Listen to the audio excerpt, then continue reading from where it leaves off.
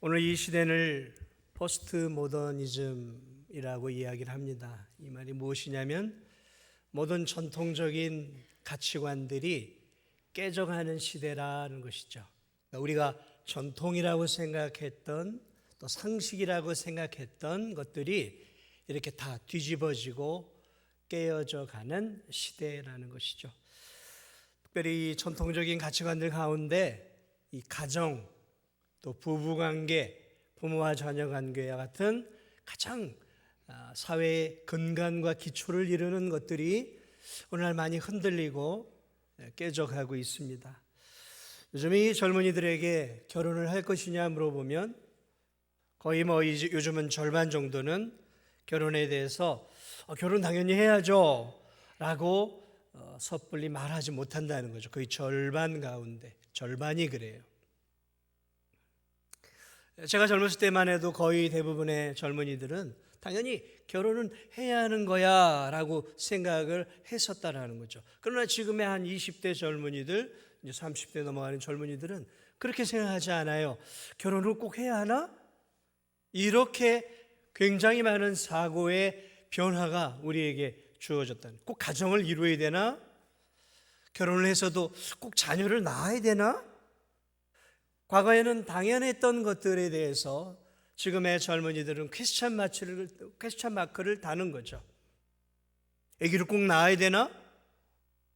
그래서 요즘은 결혼을 하고서도 부부가 합의해서 자녀를 낳지 않기로 결정하는 그런 부부들이 하나둘 늘어가고 있어요. 왜냐하면 자녀를 키우고 교육을 시키고 결혼을 시키고 또 이렇게 하는 것들을 자기 부모를 통해서 그게 얼마나 고단한 일인지를 알기 때문에 요즘에 이 젊은 사람들은 내가 부모로서 그런 고단한 인생을 짊어져야 하는가, 회의적이에요.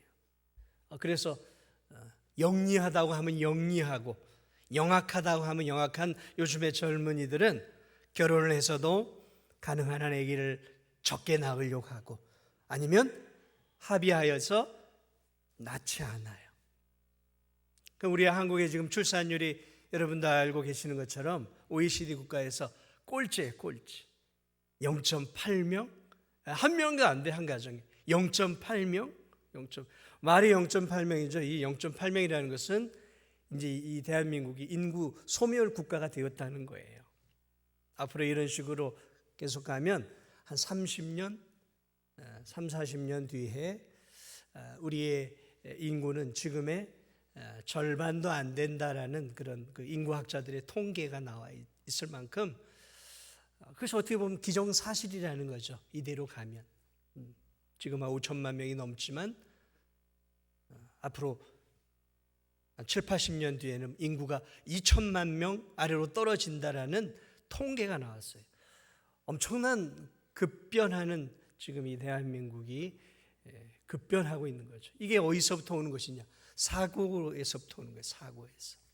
어떻게 가정을 생각하고 있느냐?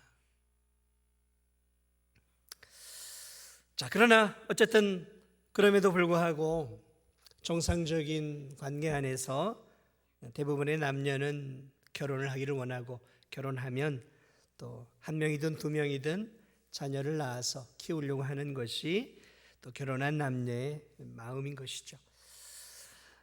지금으로부터 4,000년 전 저 갈대아 우르, 이락 지역이죠. 갈대아 우르 문명이 발달했던 그곳에서 젊은 아브라함과 젊은 사라가 결혼을 하게 되어집니다. 자, 그런데 안타깝게도 이 사라는 임신이 안 되는 불임 여성이었어요. 오랜 세월 임신이 안 됐어요. 임신. 오늘날 같으면 병원에 가면 아브라함에게 문제가 있는지 사라에게 문제가 있는지 그런 것들이 요즘은 정확하게 드러나지만 고대 시대에 아기를 낳지 못하면 대개 여자에게 다 문제의 원인을 돌려줘. 우리나라도 그랬잖아요. 다 그냥 여자에게 잘못이 있다. 그러나 요즘 가면 그렇지 않아요. 남자에게도 문제가 있어요. 남자에게도 문제가 있어서 아기를 갖지 못하는 경우들이 있다는 것이죠. 자, 우리나라도 불과 100여 년 전만 해도 아기를 낳지 못하는 여자들은 시댁에서 여자 취급을 잘 받지 못했고 또 아기를 낳지 못한 것에 대한 모든 책임을 졌죠. 아브라함의 시대는 지금으로부터 대략 4,000년 전이에요. 4,000년 전. 그러니까 지금보다 훨씬 더 가부장적이었고 남성 중심적인 사회였어요. 결혼은 당연히 해야 하는 일이었고 결혼하면 당연히 아이를 많이 낳는 것이 그것이 사회의 미덕이었어요. 그런데 아브라함과 사레의 가정에 안타깝게도 자녀가 없었어요. 지금 이 본문에 나와 있는 이때 아브라함은 나이가 85세였고 사레는 75세였어요.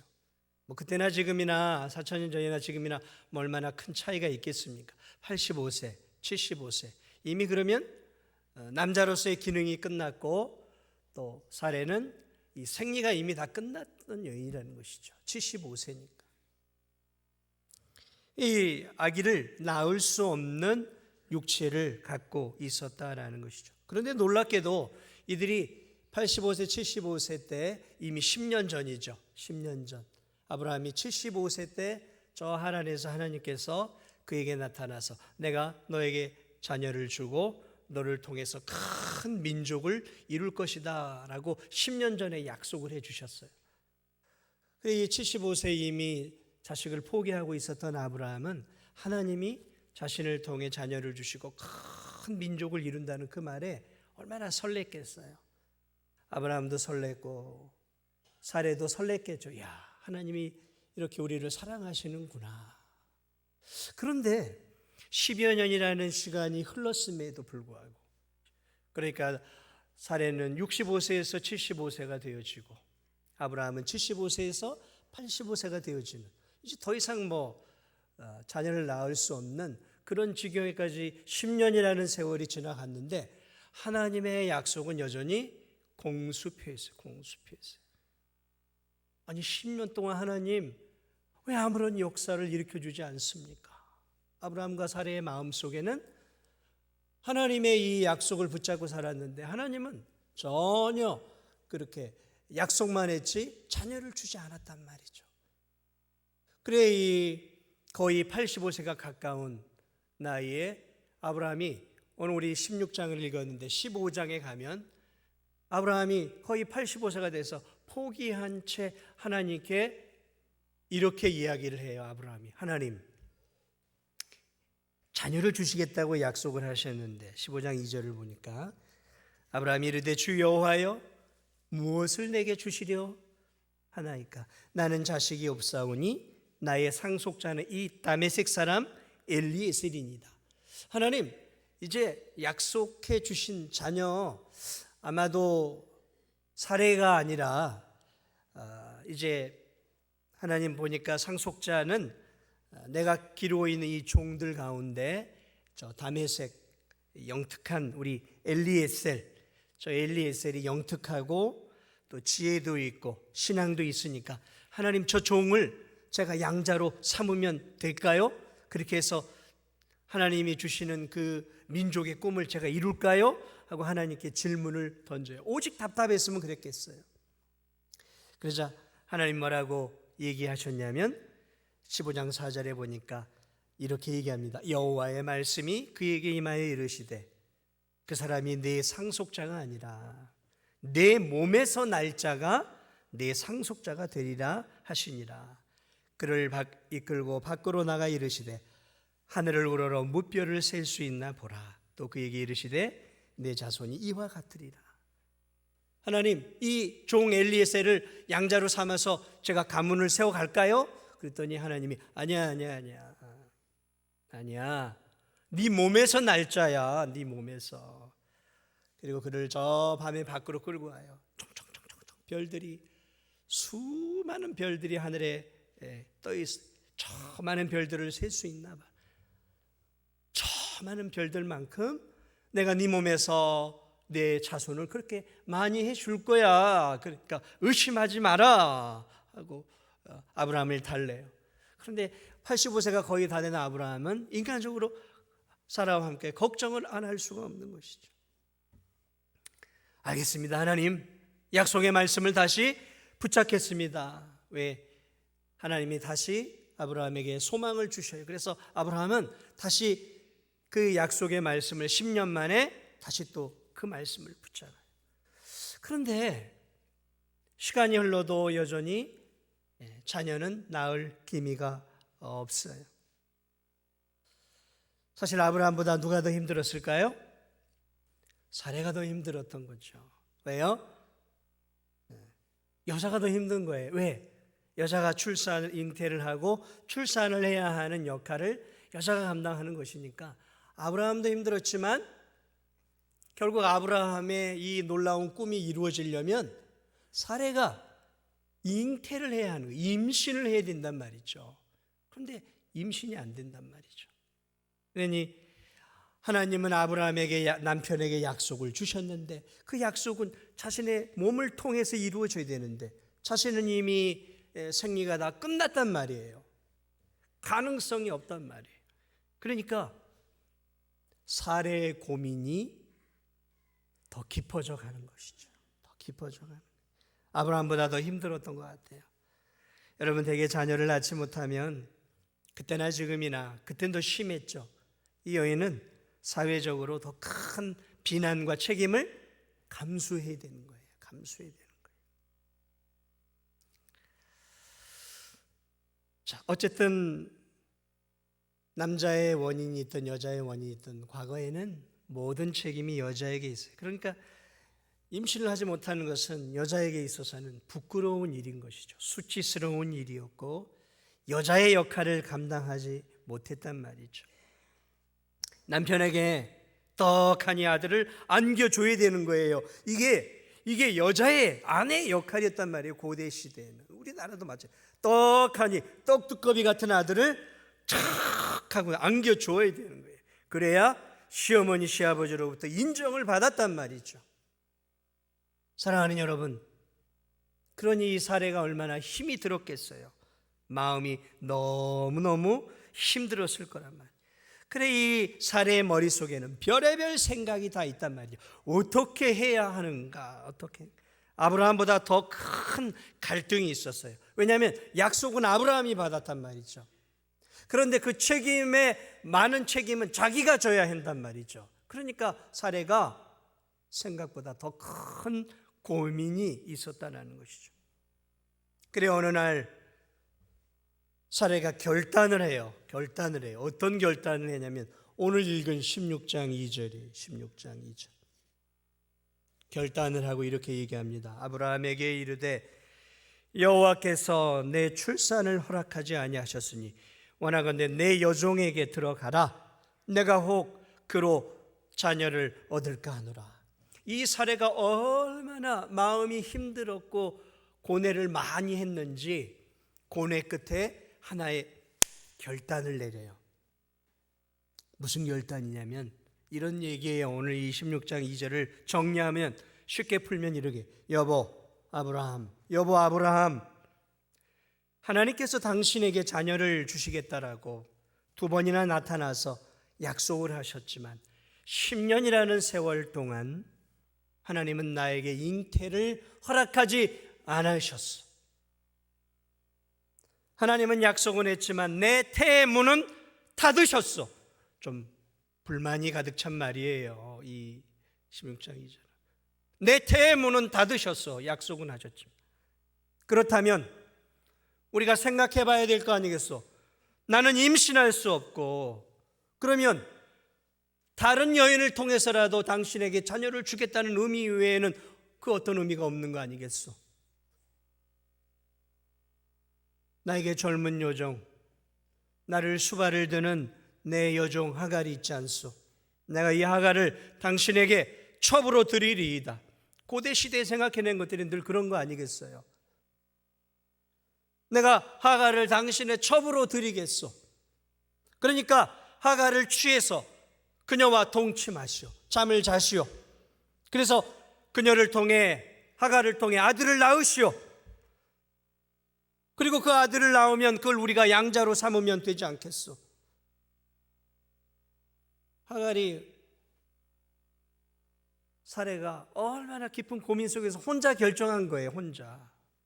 얼마나 속상했겠어요. 그래, 이 하갈이 임신해서 아기를 낳으면, 우리가 양자로 삼으면 그게 당신 씨가 되는 거 아니겠어? 당신의 혈육이 아니겠어? 그러면 그 아들이 당신의 상속자가 되어 하나님께서 약속하신 그 하나님의 그 큰 민족을 당신을 통해 이루겠다는 거, 이룰 수 있는 거 아니겠어? 이게 합리적이고 이게 상식적인 방법 아니겠어? 그러니 여보, 아브라함이여, 제발 부탁합니다. 내 의견을 들으시오. 하갈을 첩으로 취하시오. 하갈과 잠을 자시오. 이렇게 해야 하나님이 말씀하시는 자식을 당신이 낳을 수 있는 거 아니겠습니까?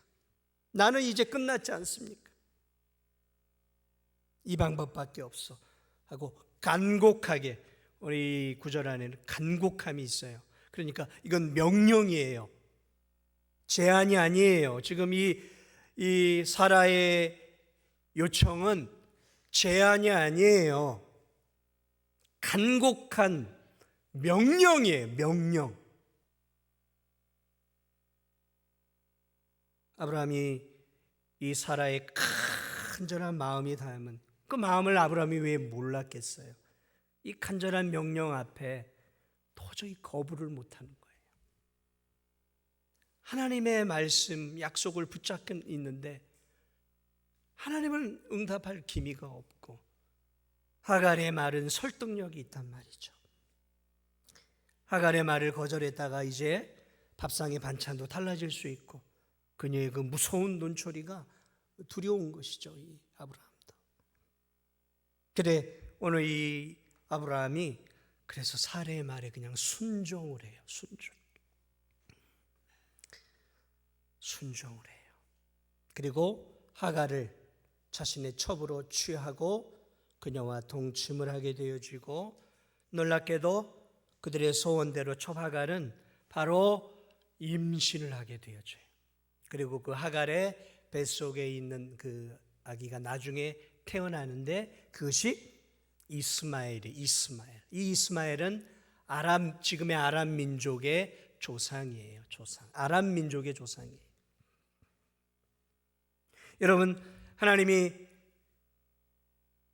사례가 아닌 하갈을 통해 아브라함에게 자녀를 주시기를 원하셨을까요? 우리 나중에 보면 더 알게 되지만 아니에요. 아브라함과 사라, 정상적인 이 부부의 관계를 통해서 하나님은 이삭이라고 하는 자녀를 주기를 원하셨던 거예요. 그런데 그 10년이라는 기간 동안 이 두 사람, 특별히 하갈은, 이 사라는 견딜 수가 없었거든요. 불가능하다, 나를 통해서는 불가능하다라고 결론을 내렸고, 그래서 현실적인 방식을 취한 것이죠. 당시의 현실적인 방식은 또 다른 아내를 취하거나 아내 밑에 있는 여종을 첩으로 취해서 낳는 거죠. 그 방법 외에는 없었던 거죠. 아주 현실적인 방법을 취해요. 이 두 사람이 결국은 하나님의 약속에 대해 의심하고 불신하면서 인간적으로 방법을 취했던 것이죠. 오늘이 가정의 주일이죠. 오늘 5월이 가정의 주일. 그래서 저는 오늘 이 본문을 가정과 관련해서 제가 좀 해석을 했어요. 가정과 관련해서 이 부부관계를 중심으로 해서 오늘 이 부부는 도대체 어떤 문제를 안고 있었던 것일까? 이 부부의 이 현실적인 그런 어떤 선택이 도대체 무엇이 잘못되었는가? 이 가정의 문제는 또 무엇이었는가를 가정의 관점, 부부의 관점에서 오늘 이 가정의 문제를 여러분과 함께 좀 나눠보려고 해요. 그래서 우리의 가정, 우리의 부부관계, 우리의 삶의 결정이 하나님의 뜻 안에서 이루어지고 있는 것인지 아니면 내가 원하는 대로 움직여 가고 있는지를 저는 이 믿음의 부부의 관계를 통해, 결정을 통해 어떤 것이 문제였는지를 한 3가지 정도로 좀 살펴보려고 합니다. 이 부부의 결정의 첫 번째 문제는 하나님이 세우신 가정의 질서를 깨뜨린 결정이었어요. 다시 말씀드립니다. 이 부부의 결정은 하나님이 세우신 가정의 질서를 깨뜨리는 결정이었어요. 아브라함에게 자녀를 주신다고 하나님이 약속했고 10년이 지났어요. 약속을 받은 것은 아브라함이었고 초조해했던 것은 임신과 잉태를 해야 하는 사례였다라는 것이죠. 결국 이 여인은 현실적인 제안을 합니다. 남편과 상의하기보다 자기가 결정을 내려서 여호와께서 내 출산을 허락하지 않았으니까 원하건대 내가 원합니다. 내 여종에게로 들어가시오라는 거예요. 이거 뭐예요? 명령이에요. 명령이에요. 사라의 간곡한 제안과 명령에 자녀를 주시겠다고 약속을 받은 이 아브라함이 가정의 머리죠. 가정의 주도권, 믿음의 주도권을 여지껏 행사했던 이 아브라함이 사라의 명령 앞에 여보, 조금만 더 기다립시다. 하나님이 우리에게 이렇게 말씀했소 라고 이야기를 해야 하는 게 맞는 거예요. 그런데 이 사라의 명령 앞에 아브라함이 아무런 힘을 발휘해 보지 못해. 기도해 봅시다. 아니요, 조금 더 기다려 봅시다 하고 그녀의 주장에 대해서 가정의 머리였던 이 아브라함이 그것을 제지시키고 다시 한번 하나님이 기뻐하는 가정으로 만들어 가야 할 책임이 아브라함에게 있었단 말이죠. 그런데 그러지 못했어요. 지금 이 가정의 주도권을 가지고 있었던 게 누구냐면 사레였어요. 이 순간만큼은. 가정의 머리의 역할을 지금 누가 하고 있냐면 사레가 하고 있는 거예요. 자신이 생각하고 자신이 결정한 거예요. 이 부분을 남편과 깊이 의논하면서 여보, 우리가 어떻게 해야 되겠소? 라고 제안한 게 아니에요. 주도권을 가지고 있어요. 여보, 이렇게 하시오. 명령을 내리고 있는 것이죠. 뭘 말하고 있습니까? 가정의 질서를 지금 사례가 깨트리고 있는 거예요. 그리고 깨트린 가정의 주도권에 대해서 아브라함이 그것을 수습하지 못하고 쫓아가고 있는 거예요. 여러분 이해가 되세요? 지금 이 가정의 문제가 뭔지? 약속을 받은 이 아브라함이 찍소리를 못하고 아내의 눈치를 살피며 하나님의 약속을 붙잡고 있으면서도 하나님의 약속과 반대되는 결정을 하는 아내의 말에 순종을 하고 있다는 거죠. 복종하고 있는 것이죠. 이 가정의 질서가 완전히 깨져버린 거예요. 여러분 이 모습은 이미 창세기 3장에 벌써 나와 있어요. 뱀의 유혹에 이 뱀의 유혹에 누가 넘어갑니까? 하와가 넘어가죠. 가정의 질서는 남편에게 있어요. 머리는 남편이에요. 남편이 높고 낮음이 아니라 언제나 조직 안에서는 질서가 있는 것이죠. 머리가 있는 것이죠. 그게 아담이에요. 하나님 그렇게 만드셨어요. 그래서 아담의 갈비뼈로 하와를 만드셨던 것이죠. 가정의 질서를 세워놓으신 거예요. 그런데 이 하와가 죄를 저질러 놓고 아담에게 아담 이거 먹어요. 이게 뭐예요? 좀 질서를 깨트리고 있답니다. 본인이 죄를 지어놓고 먹으라는 거죠. 그러면 아담이 어떻게 해야 돼요?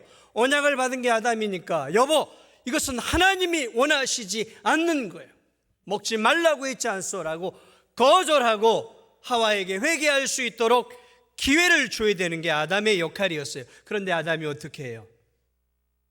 하와가 먹어요. 그러죠. 예, 알겠어요 하고 먹어요. 첫 가정이 이렇게 질서가 깨진 거예요. 머리의 역할을 해야 하는 아담이 아담의 역할을 하지 못하고 하와가 머리의 역할을 해버린 것이죠. 이게 첫 번째 가정의 비극의 시작이었고 죄가 그렇게 들어와요. 그런데 놀랍게도 오늘 그것을 이 위대한 믿음의 조상 아브라함의 가정이 동일하게 반복하고 있다는 거죠. 반복하고 있어요. 그동안은 아브라함이 잘해왔어요. 머리의 역할을 감당해왔어요. 그런데 아기를 낳지 못하는 이 문제 속에서 마귀가 역사한 것이죠. 하와의 마음을 흔들어 놓은 것이죠. 똑같은 일이 아브라함 가정에서 하와와 아담의 가정 안에서 일어났던 일들이 똑같이 반복돼요. 이 죄는 이렇게 똑같이 반복이 되어진다는 거예요. 가정이 무너질 때 언제나 이런 일들이 일어나요.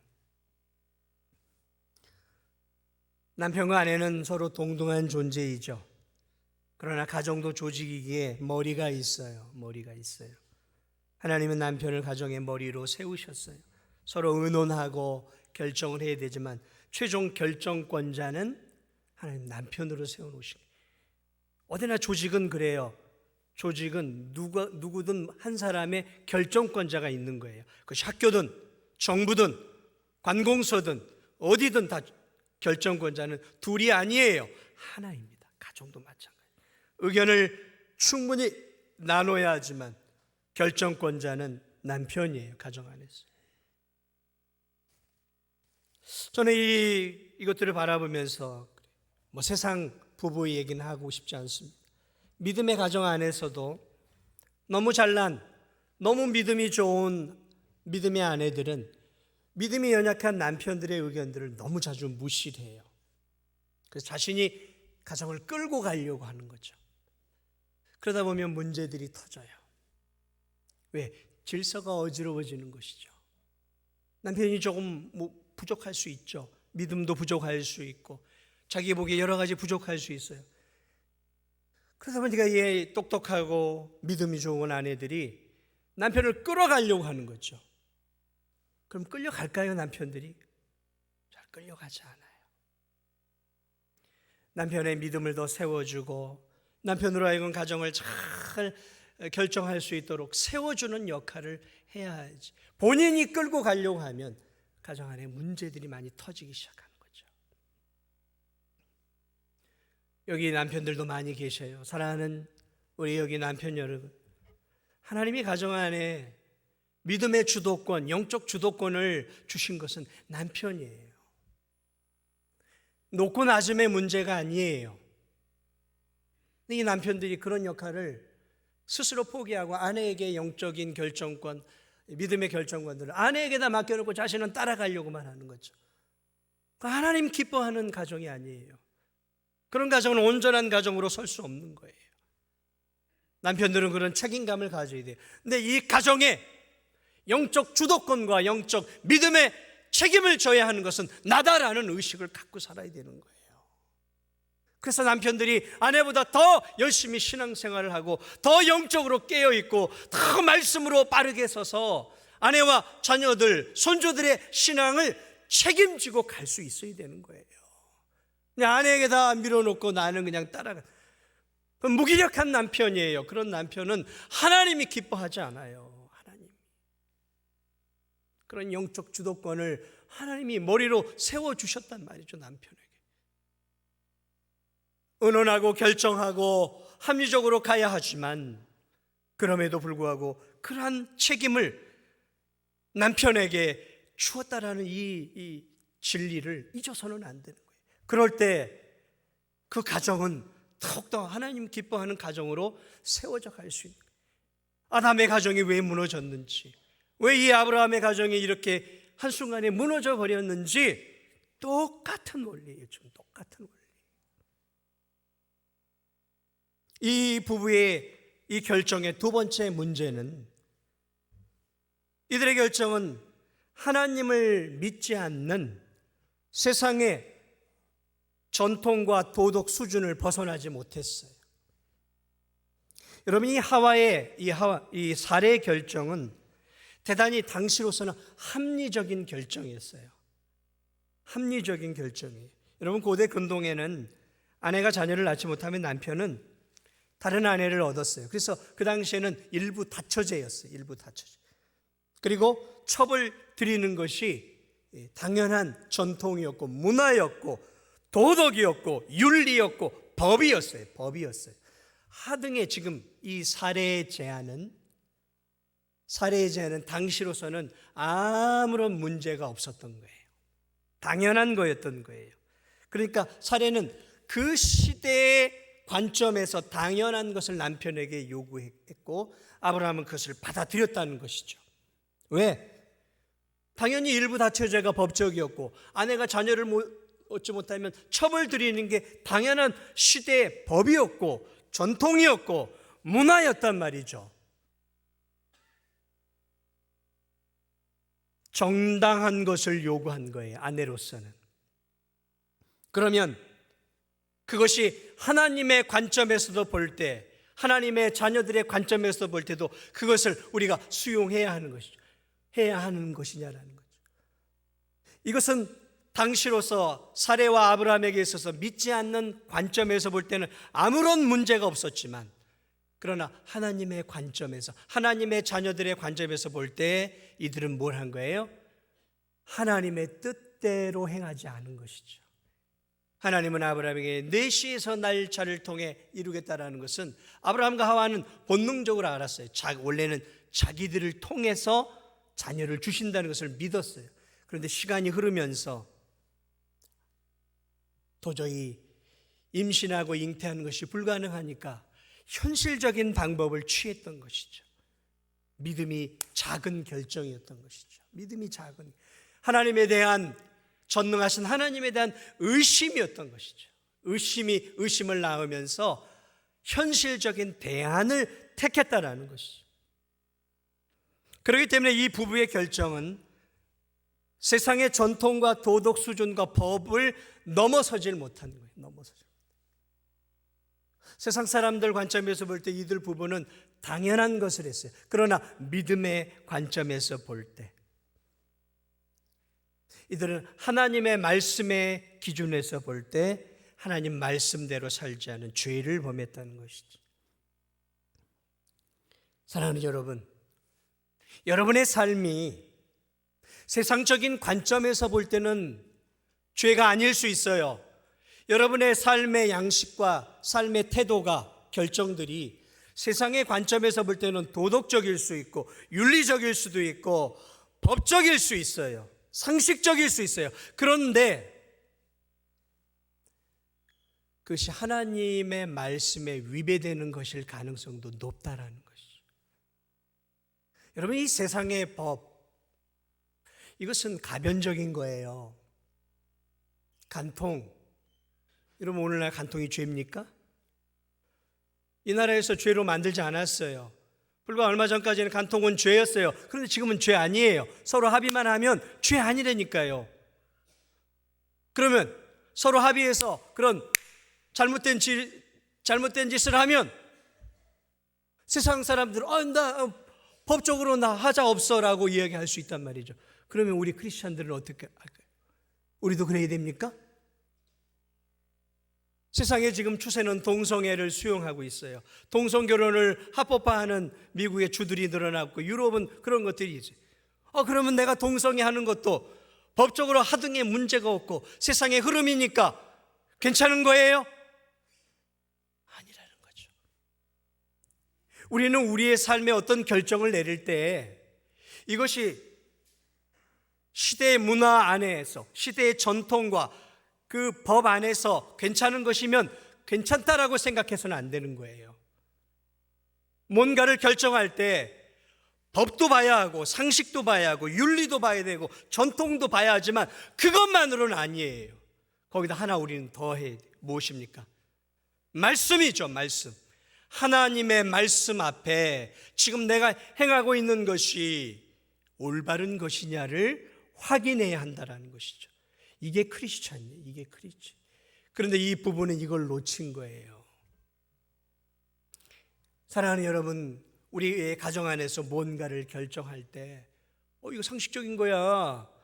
세상 사람 다 이렇게 살고 있잖아. 이게 세상의 흐름이야. 이거 전통이야 라고 말하기 전에 이것이 하나님의 말씀에 부합한 것인지 하나님의 말씀에 어긋난 것인지를 확인해 봐야 한다는 것이죠. 그게 크리스천이에요. 그게 크리스천의 가정이 되어야 되는 거예요. 마지막으로 이 가정의 결정에 가장 심대한 문제는 무엇이었냐면 놀랍게도 이 가정은 하나님께 기도하지 않고 결정을 내렸어요. 놀라운 거죠. 아브라함은 뭔가를 결정할 때마다 늘 하나님께 기도했어요. 이게 창세기를 쭉 보면 아브라함은 큰 결정을 할 때 하나님께 기도하고 하나님의 음성을 들어요. 그런데 놀랍게도 이 부부 관계 속에서 자녀를 낳는 이 문제에 있어서는 하나님의 뜻과 위배되는 것들을 아내가 강요할 때 이 부부가 아브라함이 여보, 그래도 우리가 기도해 봅시다. 하나님이 우리에게 약속해 주신 거 아니에요?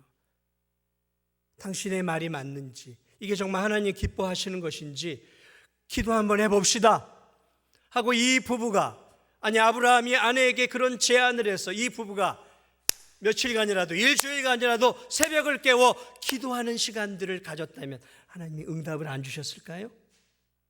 응답을 주었을 거예요. 그런데 놀랍게도 이 부부가 이 중차대한 것들을 결정하면서 하나님께 전혀 기도하지 않아요. 하나님의 뜻과 반대되는 것을 향해 가면서도 기도하지 않아요. 놀랍게도 기도하지 않아요. 기도했다면 하나님은 분명하게 아브라함과 사라에게 응답을 주셨을 거예요.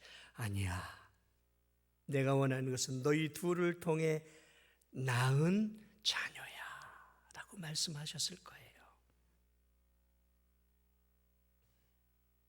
그런데 기도하지 않고 아브라함은 아내의 눈치를 살피며 아내의 간절한 명령을 수용을 하게 되어 버리면서 낳지 말아야 할 아랍의 조상 이스마엘을 낳게 되어져요.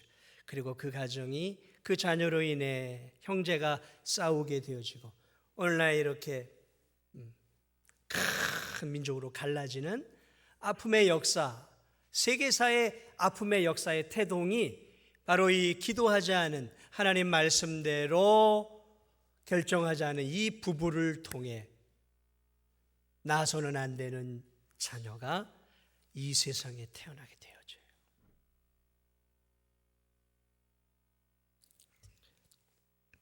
말씀을 마무리합니다.